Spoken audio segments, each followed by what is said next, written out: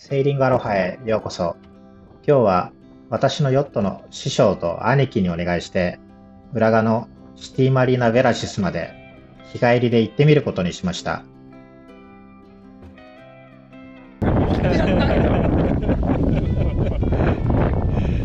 飛帆走を始めましたが、見かけの風は10から12ノットになっていました。ヒール角も30度になり、初心者の私は内心ビビっていました。風も弱まることはなく、アロハは快調に進んでいきます。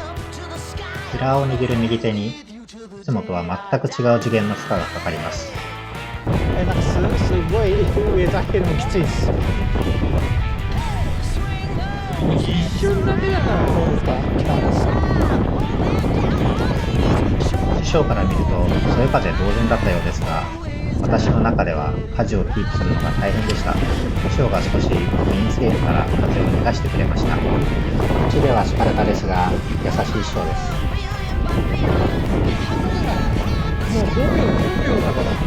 風がまた止まるから。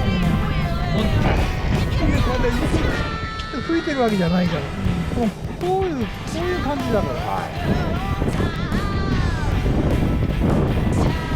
と言いながら、またメインシートを引き込む師匠でした。やっぱりスパルタかな。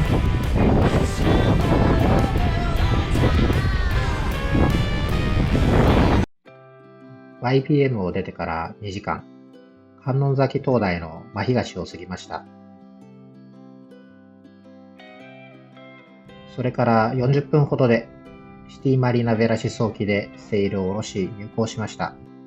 いろいろ手間取りましたが、兄貴と師匠のおかげで無事着岸しました。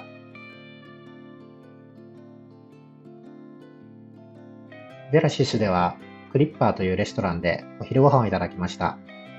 外は寒かったので、暖かい部屋と料理にはとてもほっとしました。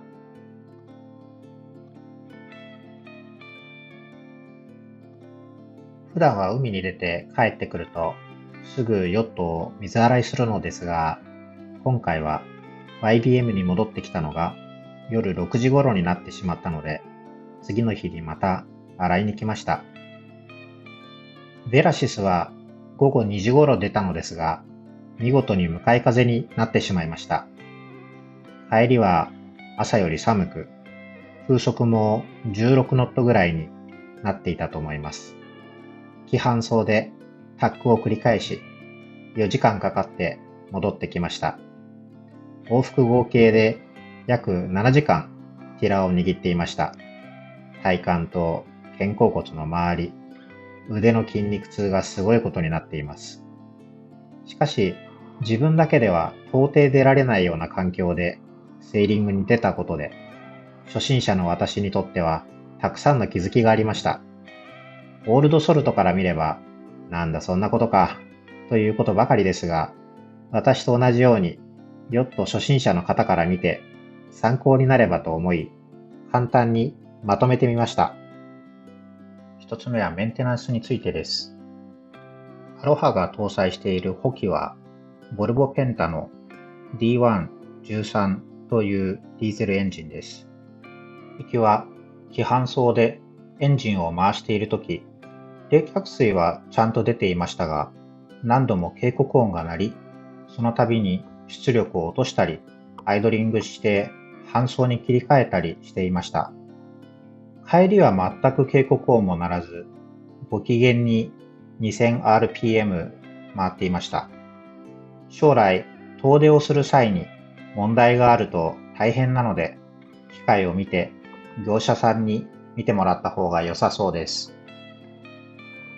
ドアシュラウドが緩みすぎているのではないかと指摘を受けました。どういった調整がベストなのかはまだよくわかりませんが、少しずつ調整してみようと思います。二つ目はセールトリムです。現状、アロハのメインセールはドラフト量が大きすぎる傾向がありそうです。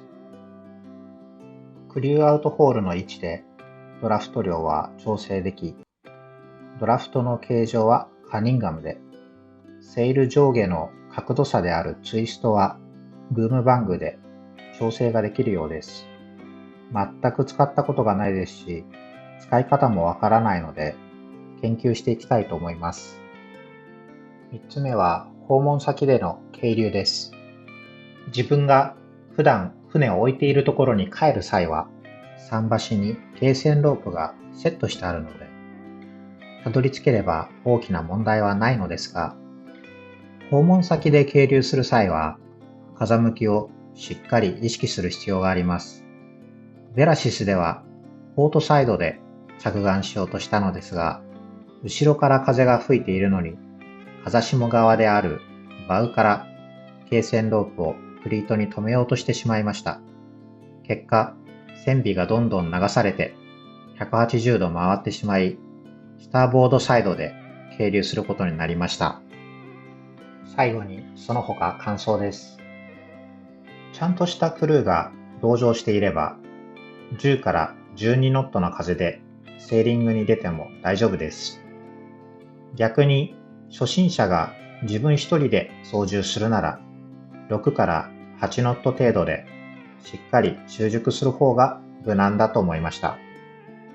アロハの現在のセッティングはウェザーヘルムが強めで、風が強いとティラーを目いっぱい引かないとまっすぐ進んでくれない印象です。